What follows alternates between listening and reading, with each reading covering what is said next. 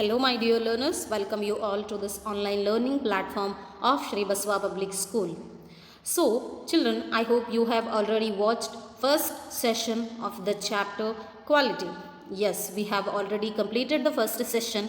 If you haven't, go and watch it and understand, then you move on towards the second part. So in this video I am going to start the second part of the chapter Quality by John Galsworthy. Yes, children, here this video is all about second part, reading and explanation. So let's start the session. Before starting the session, let's recall some previous incidents from the first part. Firstly, they asked us a question. What was it? Let's see. They asked us that, can a shoemaker called as an artist? Yes, why not? He can, because he was also doing the same hard work. He was also spending the same time as other artists. Why we are calling only for the painter, architect, or for the stone designer? For them, we can also consider the shoemakers as an artist, especially who sacrifices their life in making of good and quality boots and comfortable boots. Yes, children, so we have studied about a character, about the brothers who sacrifices their life in making of comfortable and quality boots. Children, here the chapter is all about Gessler brothers, who were running a shop which is called Gessler Brothers.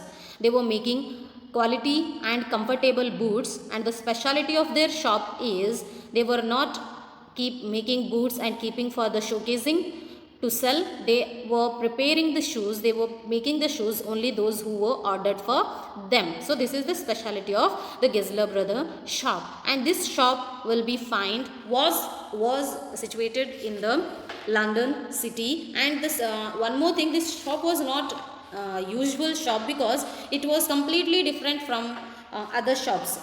Yes, in manner of what? In the manner of outlook, in the manner of designing, in the manner of things keeping in the shop. It is very simple shop and only has few pair of boots in the glass window, which you can see very easily in the textbook, in the picture. So there was a customer who called John Galsworthy, who was the author of this chapter, as well as who visited to his shop, who was visiting to his shop since his childhood, because his father was also one of the customer of Gessler Brothers. So he knows them since his childhood, and he too became one of the customer of their shop. So whenever he visits the shop of Gessler brother, he feel as if he is sitting in a church. Yes, this is the because this climate, the situation and the surroundings of the shop is completely different. It was not rush, it was not filled with the people, and it was not having too many attractive things in the shop. When he was sitting and waiting for the Gessler to come down, he came once to order the pair of boots for him. When he was waiting, he feels as if he is sitting in a church, because there was pin drop silence in the shop, and both brothers were working upside in room in first floor. They were working, they were making the boots. Nobody was in the shop. So he was simply sitting and waiting for the Gessler. When Gessler came down, he didn't speak too much. He just take an order from the customer Galsworthy, and he asked him only single question, that when you want. He replied as soon as possible. Then he said agreed, and he went back again from that place to his room. And Gessler brothers were very involved in their work, and they never taken a single chance of quality leather. They never ever used bad quality leather to make the boots. And one more thing, children, he remember very nicely, very well about a incident. When he visited once to the shop of Gessler brother, he complained about a pair of shoes which were made by the Gessler. Yes, he complained. When he complained, then he was regretting about his word, because he felt he hurted them. When he complained about the boots which were made by Gessler in front of Gessler itself, Gessler felt very bad, and the guiltiness he can see in the eyes of Gessler. And he said here very shockingly, it was very shocked, and you can here itself you can imagine the work ethics of work from him by his word. What he said when he heard the complaint from his customer, then he said, bring them, I'll pay back you. So this kind of ethics they have in their making of boots. So for sure we can call them as an artist. So till here we completed the first part. So now I will start the second part, explanation. The tone was not one of anger nor of sorrow, not even of contempt. Children, underline this word contempt. Means worthless. Contempt means worthless. But there was in it something quite that froze the blood. Children, underline this word froze. Froze means solid. Solid. He put his hand down and pressed a finger on the place where the left boot was not quite comfortable. It hurts you there, he said. Those big firms have no self-respect. And then, as if something had given way within him, he spoke long and bitterly. Underline this word bitterly. Underline this word bitterly and write the meaning. Bad or harsh. Bad or harsh. And one more word, firms. Firms. F-I-R-M-S. But here it has written as if V-I-R-M-S. Firms means business. Businessmen otherwise. Okay. It was the only time I ever heard him discuss the conditions and hardships of his trade. Okay. Children, here in this page, in this paras, after that complaint, once again he visited to the shop of, one more incident he is sharing with us, the author Galsworthy is sharing with us, that was once when he was visited to the shop of Gesler Brothers, that time he was wearing the boots which he purchased from the other shop in the urgency. So when he visited by wearing those shoes in the shop of Gesler Brother, then he identified them, he rectified them as if they were not made by them. And he was quite upset with those boots. He bent down and he pressed his finger at a point of boots and he asked him that those were hurting you here. And he said, these were not made by them, made by me. And here it is hurting you, is it? Then he replied, yes. And that was the day when he spoke too much with the Galsworthy. That was the day. Otherwise, he wasn't a man who speaks and who discuss with the customers or any others, because they were very involved in their work and they never spent the time in other work. Always making the boots. Not even they think of themselves, their food, their hygiene, anything. Not about the house or a food, anything. Always the brothers were making the boots. Always. That kind of involvement we can see in their work. So here when he saw those boots and he touched them and he started speaking very bitterly, very harsh about the other brands which were making the boots and which were advertising, which were making the boots not in quality, but they were spending too much amount in advertisement. So about them he discussed very harshly with the customer. Who was the customer? Galsworthy. So next. They get it all, he said. They get it by advertisement, not by work. Yes, they take it away from us who love our boots. It comes to this. Presently, I have no work. Every year, it gets less. You will see. And looking at his lined face, I saw things I had never noticed before. Bitter things and bitter struggle, and what a lot of grey hairs there seemed suddenly in his red beard. Children, when he was discussing, when he was speaking harsh about the other brand or other shoemakers who were not making good boots, but they were selling it by their advertisement, because they are spending too much time, too much amount in advertisement, not for their work. Because of this, they were taking the work from Gesler Brothers, and every year by year, the work was getting less. And that was the day when he realizes the struggle of work, the struggle of money, the struggle of amount of making boots on the face of Gesler. His grey hairs seemed suddenly as if his red beard, because of the anger towards the other boot makers. Now, as best I could, I explained the circumstances of those ill-omened boots, but his face and voice made so deep an impression that during the next few minutes I ordered many pairs. They lasted longer than ever, and I was not able to go him for nearly 2 years. Children, after that, when he saw lot of anger, and when he also realizes the struggle of Gessler brother, then he ordered many pairs of boots to him, and he tried here to explain the circumstances of purchasing those ill-omened boots. Children, omened means prophetic. Prophetic. Ill-omened means prophetic. Underline this one. Prophetic. Prophetic. Okay. So he tried here to convince the Gessler about this bad boots, but he was not in that mood. He was quite hurted, and he was little bit sad because of his struggle, as well as because of the people who were advertising their things and not giving the quality of not concentrating in the quality of the product. So after listening the struggle of the Gessler, Galsworthy ordered many pairs of boots. So after getting the order, so it was not possible him to go back to his shop again. At least for 2 to 3 years he didn't visited to the shop of Gessler brother after that order. So let's see what happened. It was many months before my next visit to his shop. This time it appeared to be his elder brother handling a piece of leather. Well, Mr. Gessler, I said, how are you? He came close and peered at me. I am pretty well, he said slowly, but my elder brother is dead. Oh, so here after 2 years, again he visited to his shop, and he visited to the Gessler brother shop. Then there was a elder brother of Gessler who was handling the piece of leather in his hand, and he was present at that time in the shop down. Then he entered the shop, and he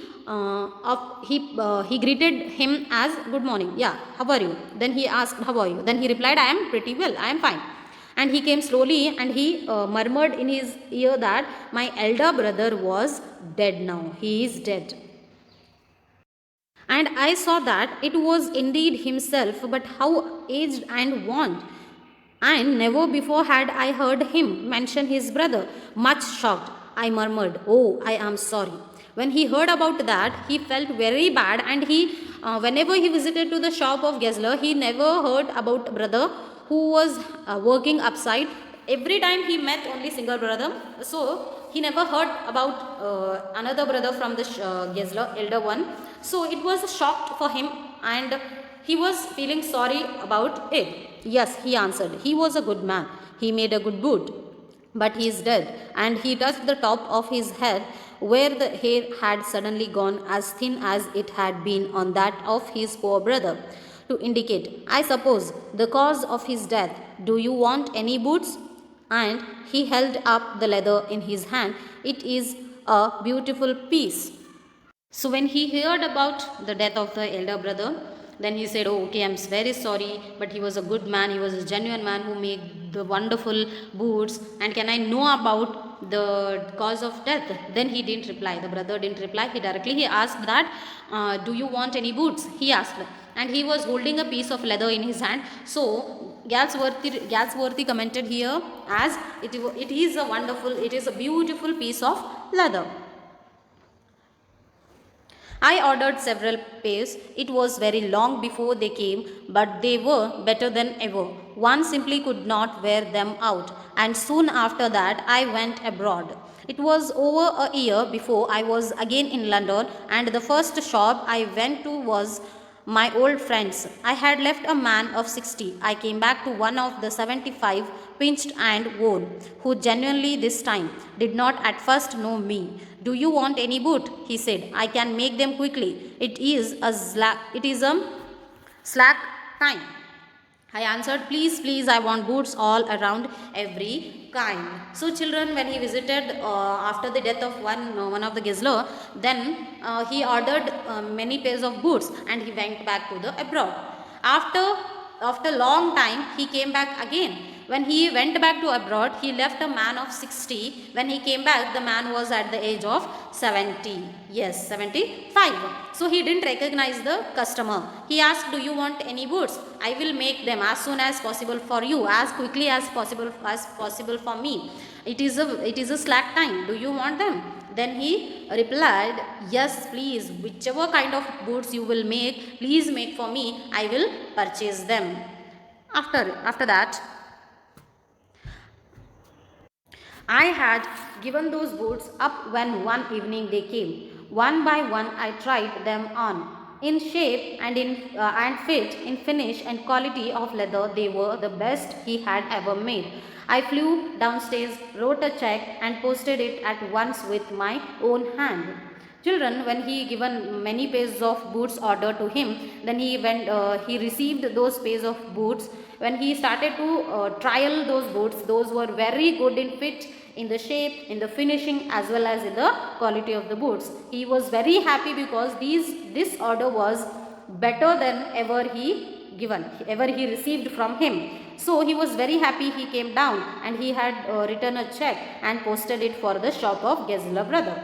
A week later, passing the little street, I thought I would go in and tell him how splendidly the new boots fitted. But when I came to where his shop had been, his name was gone. Children, after a week of writing the check and receiving the order from Gessler brother, he was passing by the same road. He thought of going and telling him how splendidly, how awesomely, how good those boots were fitted to him. When he reached that shop, then he saw there was no name as Gessler brother. It was gone. I went in very much disturbed. In the shop, there was a young man with an English face. Mr. Gessler in? I said. No, sir, he said. No, but we can attend to anything with pleasure. We have taken the shop over. Yes, I said. But Mr. Gessler? Oh, he answered, dead. Dead? But I only received these boots from him last Wednesday week. Children, when he visited the shop, then he saw the Gessler brother named board was gone from that place, and there was another name. And he visited inside the shop very disturbedly, and he asked, where is Mr. Gessler? Then he replied, no, he is not here. Then where he is? He replied, he is dead. He was shocked by hearing this word. Yes, children, he was dead. Before 1 week, he made many pairs of boots for this customer. Now when he visited to greet him, then he is dead. Nobody will believe this kind of incident. So he was also in the shock mood. And he said to that Englishman, how it is possible? Dead? No, how it is possible? Recently he made many pairs of shoes for me. Last Wednesday I received that parcel. Then he replies, oh, he said, poor old man starved himself. Underline this word, children. Starved means die because of food. Scarcity of food, otherwise. Scarcity of food. Die because of food, yes. Slow starvation, the doctor called it. You see, he went to work in such a way, would keep the shop on, would not have a soul touch his boots except himself. When he got an order, it took him such a time. People won't wait. He lost everybody. And there he had said, boots except himself. When he got an doctor order, it took him such a time. People won't wait. He lost everybody. And there he had said, going on and on. I will say that for him, not a man in London made a better boot. But look at the competition. He never advertised, would have the best leather too, and do it all himself. Well, there it is. What could you accept with his ideas? But starvation, that may be a bit flowery. As the saying is, but I know myself, he was sitting over his boots day and night to the very last, you see. I used to watch him. Children, when he asked, how come it is possible? Last week I received my order Wednesday, many pairs of boots he prepared for him. Then when he asked him, then he replied, yes, he died because of the starvation. Yes, he died because of the food, scarcity of the food. He was too much involved in the making of boots, day and night, 24 hours he was busy in making of boots. I used to watch him every day and night without eating, without giving time for himself. He was always busy in making of boots. And he was, I know, I for sure I can say that he was one of the best shoemaker in the London city. But what he got now, he never advertised his leather, he never advertised his work, and now he is dead, he is no more, because of the dedication of his work and because of his starvation. Children, he, as I said to you, he sacrifices his life in making of boots. And also this Englishman said one more line, that people can't wait. So here, whenever the Galsworthy ordered the pair of shoes, he got that order early itself. Whenever he ordered, he got his parcel very early from them. So day and night the Gessler brother was working without eating, without drinking, and without giving time for themselves. So he said, and he was very upset at that time. Galsworthy was very upset, as well as he was very shocked by hearing this truth of the Gessler brother. Never gave himself time to eat, never had a penny in the house, all went in rent and leather. How he lived so long, I don't know. He regularly let his fire go out. He was a character, but he made good boots. Yes, I said, he made good boots. Children, he also said, that man also added here, he never gave the time for himself, he never gave time to eat. Children, just imagine, he never gave time to eat, and he never had a penny in the house. Single penny also he was not having, penny in a sense rupees, single rupees also he was not having in the house. He was not saving, because the money which he was earning by making the boots were spending, all went, that went in the rent of the shop and the purchasing of the good quality leather. So he was, that Englishman was shocked, and he said that I don't know how he lived his life so long, because of without food it is not possible to survive a human. And this happened here. He was eating but very less, and after so long time, like that it is. And also he said he was a character. He was a character in a sense. He was a man which we are not getting in every shop or in every way.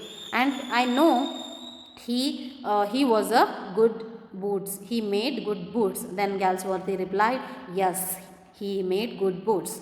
So this is the chapter. I hope you understand the chapter explanation. So children, I am going to end up this session. If you have any doubts, you can send me message. I'll clear your doubt. Thank you so much for watching this video.